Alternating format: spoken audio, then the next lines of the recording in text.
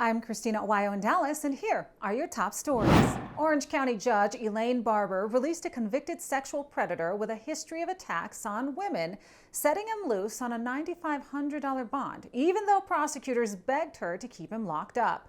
Jacoby Von Trail Tillman, a 23-year-old with a lengthy rap sheet, allegedly ambushed a 23-year-old woman on the Little Econ Greenway Trail in East Orlando. He choked her, allegedly, until she was unconscious, stripped her, and beat her, causing severe injuries to her eyes, neck, and nose.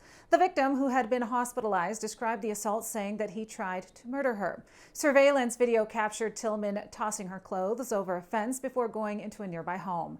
According to the affidavit, Tillman said he wanted to go to a step further, telling a friend, quote unquote, "I didn't rape the lady, I was trying to kill the lady," because he wanted to know what it was like to choke someone out. The affidavit also says that Tillman's mother tried to help him arrange a getaway flight from Florida, something the prosecutors brought up in court when pleading with the court to keep him locked up.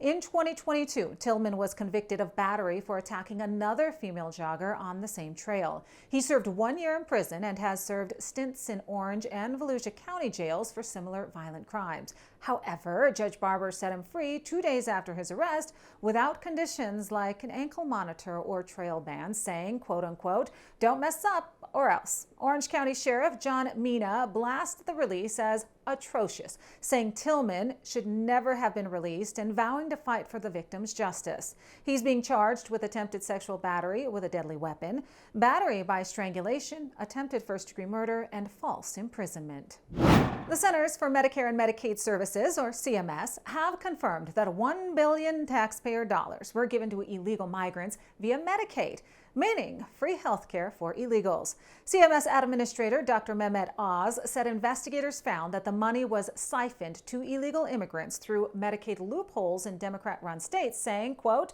"We've proven it beyond a shadow of a doubt." Dr. Oz vowing to claw every cent back and put a stop to the fraud. The CMS investigation uncovered that blue state bureaucrats and politicians exploited federal funds to bankroll free health care for the illegals, with Dr. Oz accusing Democrats of lying about it to protect their open borders agenda. President Donald Trump said the confirmed findings are a vindication after years of warnings about illegal migrants getting free health care, saying it's part of the Democrat shutdown scam to cover for their illegal migrant slush fund. The findings, which Dr. Oz called the tip of the iceberg, include at least half a dozen states and exposes how federal Medicaid dollars are being hijacked via state expansions. Federal law bans illegals from Medicaid, but Democrat governors used emergency loopholes during the Biden era to extend quote-unquote emergency coverage that never expired. And real quick, I want to remind you that Medicare costs are set to go up in the next year, which means you're going to be facing higher premiums, deductibles, and surcharges for the next decade. And some Medicare Advantage plans are disappearing altogether.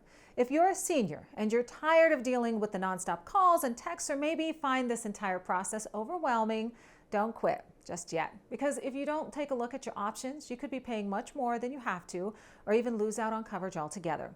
Instead, I've got a simple solution for you. Chapter. I've partnered with Chapter because I believe in their cause. They want to help. They'll review every single plan, recommend one that fits your needs, and on average save you more than $1,000 a year. The best part is, it's free. Take 20 minutes and call the number on your screen to talk to an advisor, or go to askchapter.org/Christina. Don't wait till the last minute. The Medicare annual enrollment ends in December. Call now. Chapter. At exactly 1:00 p.m., all of the No Kings protesters in Times Square immediately left. Critics saying that the protesters were seen, quote-unquote, deserting their post after their paid time ran out, saying they're gone, they're all gone, the No Kings protest is over. Just like that, they've all cleared out. What started as a wave of anti-Trump No Kings protest soon fizzled out and vanished almost as quickly as they came together. Eyewitnesses and official statements describe an instant exodus at about 1:00, leaving empty streets, with many saying that the protests were paid for and were not a reflection of the views of normal everyday people. The New York Police Department also confirmed that all traffic restrictions were lifted in the early afternoon. Others pointed out that nearly every protester at every single No Kings protest were elderly Caucasians, with mainstream media forced to admit the demographics of the crowds. that didn't match the region, saying, "An older crowd, a lot of white here. You see Q-tips, not a lot of young people."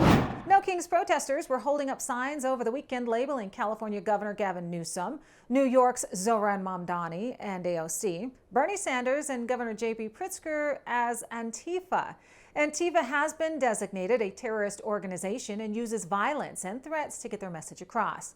During the No Kings protest against President Donald Trump, the protesters were holding up the signs of the high-profile progressives, appearing to claim that they were actually members of the group, the terrorist network notorious for its use of violence, intimidation, and threats to silence dissenting voices.